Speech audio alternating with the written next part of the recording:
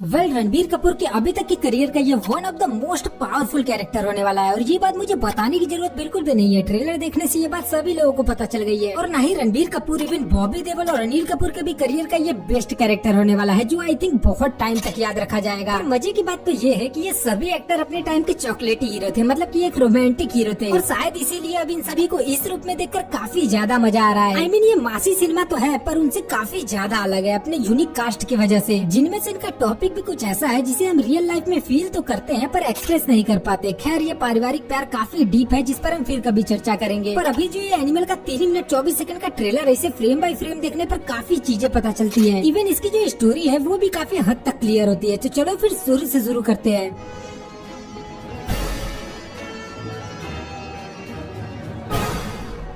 Trailer की starting में ही पता चलता है कि रणबीर कपूर अपने पापा से प्यार तो करते हैं पर कहीं न कहीं मन में वो बचपन की फ्रस्ट्रेशन भी है जिसे बाहर निकालने का अब जाकर मौका मिला है। और फिर वही बात है कि ये गुस्सा फ्रस्ट्रेशन बहुत कम है उनके प्यार के आगे। यहाँ पर जब रणबीर कपूर के बचपन का सीन था तब इस कार्ड को आप देख सकते हो जिसपे लिखा था यू आर माई हीरो पापा। एंड वही दूसरी साइड रणबीर कपूर के हाथ के निशान को भी आप नोटिस कर सकते हो, जो प्रोबेबली उनके पापा ने ही दिया होगा। इसलिए ये वाला जो सीन है उसमें अनिल कपूर यानी बलवंत सिंह के चेहरे पर आप रिग्रेट को भी नोटिस कर सकते हो। एंड एक और डिटेल, यहाँ पर माइकल जैक्सन की पोस्टर को नोटिस कर सकते हो, जो कि स्टार्टिंग में हमें पता चलता है कि रणबीर कपूर बचपन में माइकल जैक्सन के बहुत बड़े फैन थे। वेल आई नो कि तुम्हें ये बहुत ही वाहियात डिटेल लगी होगी, बट ट्रस्ट मी, जैसे ट्रेलर में शक्ति कपूर को इग्नोर किया था वैसे इसे भी इग्नोर कर दो।